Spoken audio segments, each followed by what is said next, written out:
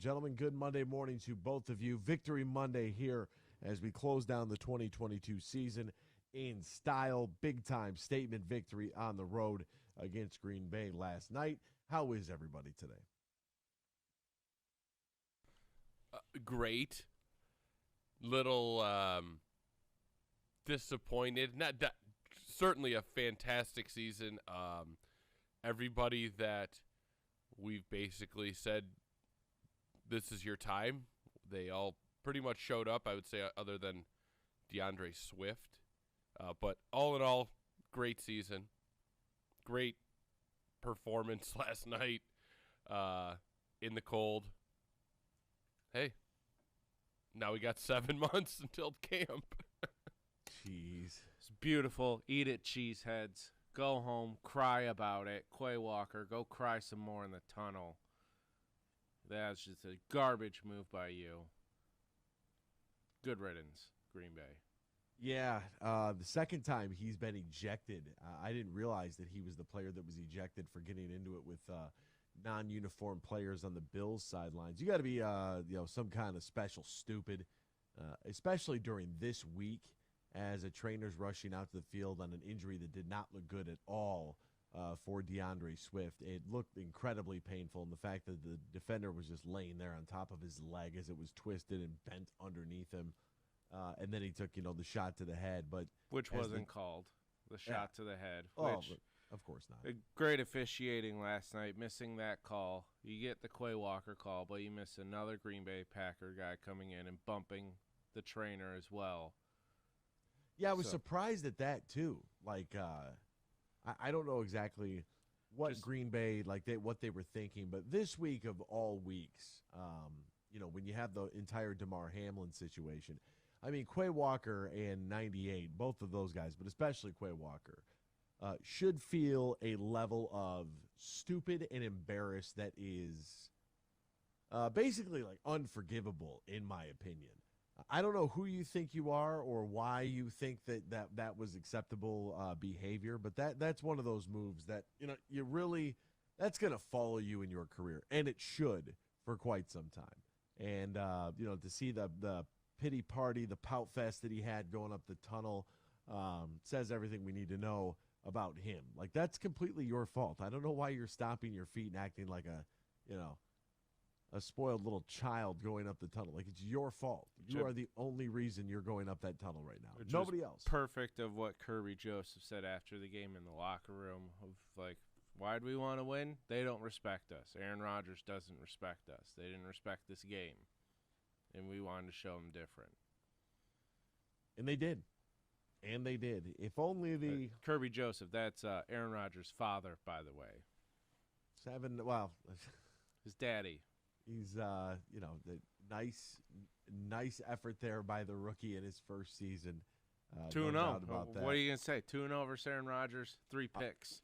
Should have been 4 or 5 picks. One guy had a really nice year in 2 really nice games against him. The other guy is a future Hall of Famer. So I will, but yeah. We're not playing the let's be a little nice to Green Bay. Nope. After everything I just can't call a guy. I'm going to because guess what? Aaron Rodgers stomped off the field going, this might be my last go-around again. He gave the Sunday Night Football camera crew a little stiff arm there going up the tunnel as well. Wanted to have his moment with Randall Cobb and didn't want them in front of him. It looked like that might have been the last march. And, you wouldn't have to deal with all this questioning. You wouldn't have to deal with everything if you were just upfront about it. What a night it was last night for the Detroit Lions on Sunday Night Football. I mean, to have the entire country watching last night with a playoff berth on the line for the Green Bay Packers. The Lions came up huge and a number of big-time plays that just could not believe the play calls and then the stones and really, sort of the IQ that was, especially if you go back to declining the encroachment penalty so that therefore you could run an extra play and make Green Bay burn an extra timeout before the 2-minute warning. I mean, that was pretty incredible. And the fact that Dan Campbell just kind of said, look, they're not going to be able to stop us anyway, so let's line up and run right at them. Jamal Williams, the day that he had the play call for the hook and ladder, that was incredible. I didn't understand why, on the broadcast they were like, well, if you were going for the playoffs, I don't know if you'd make that call. Like, I don't think there's any style. Like, if you watch the Lions all season long, they get pretty wild with some of their play calls. Like, they'll dig some stuff up and say, you know what, let's just do this on 4th and 1 and hit a tight end that just dropped one 3 plays ago. Like, let's go right back to them. Like, they get pretty wild when it comes to some of their decision making and their play calling. And last night was just I was very, very happy for Dan Campbell. The last season, it got a little out of hand. Now they have found like the perfect mixture of when to call those. This year was like magical when it came to that, really. Well, it's only out of hand if you're not getting them, right? If you're not converting them, then it's like, No, it doesn't matter. They went like, didn't they go like 5 for 7 on 4th down in a game? Like, cool, you're getting them, but the one don't do it all the time. The one you missed was a backbreaker in that. What game was that? Where it was just like they missed like their last 4th down attempt, and it was like you've been converting on 4th downs all day. Like, come on. I mean, we went for it on 4th down on our own 26 or something crazy like that this year. I mean, they're just preposterous. And this Lions team and Dan Campbell, Ben Johnson, Aaron Glenn, his decision to send the entire house at Aaron Rodgers on 3rd down, which led to which forced an interception there because Aaron Rodgers was hit as he throws, floats one up there, and that turns into a really opportunistic play for Kirby Joseph, what could have been his 2nd interception of the game, if not for John Kaminsky being held and them calling a hands to the face penalty on the first go around. But that to me, just extremely happy for that coaching staff that took so much flack, and here they are, right at 9-8, far exceeding my expectations. Right? Does this count for all the people that like to move the goalposts around? Does this count for a game that they were, they had to win? Or does this one get kicked by the wayside and like, oh, well, they were supposed to win that game? Like, which way does that go? That is a signature victory for Dan Campbell and the brand new Lions. Signature dub. Didn't have to have it. Would have been nice to have it. Sends Green Bay home if you do get it, but you know that 40 minutes prior to you even kicking the ball off, your fate was sealed. You knew that Baker Mayfield and the Rams couldn't do you a solid. They held in there. That was an exciting game. It was about as close as it could get. And just couldn't do it. Well, Van Jefferson dropped a 1st down and possibly like a 40-yard gain to put them into field goal position. I don't know if you watched that play that it was. I was like, that's field goal position, and then he drops it. Last offseason, going into last offseason, we told everybody to watch out for the Eagles because they were up and coming. They had 3 first-round picks last year. It might be the Lions. That might be the Lions this year. Holy cow, the Lions finished 9-8. They have picks 6 and 18. Look out. 2 top 20 picks? Like, are you kidding me? Anybody who is like upset about the drafting position, you're a Looney Tune. You're an absolute loon. Like you can't find great players all over the draft. I mean, look at the amount of impact that I do like. Look at Brock Purdy. The guy was the last pick in this draft. He's going to the playoffs. Winning football games in the NFL.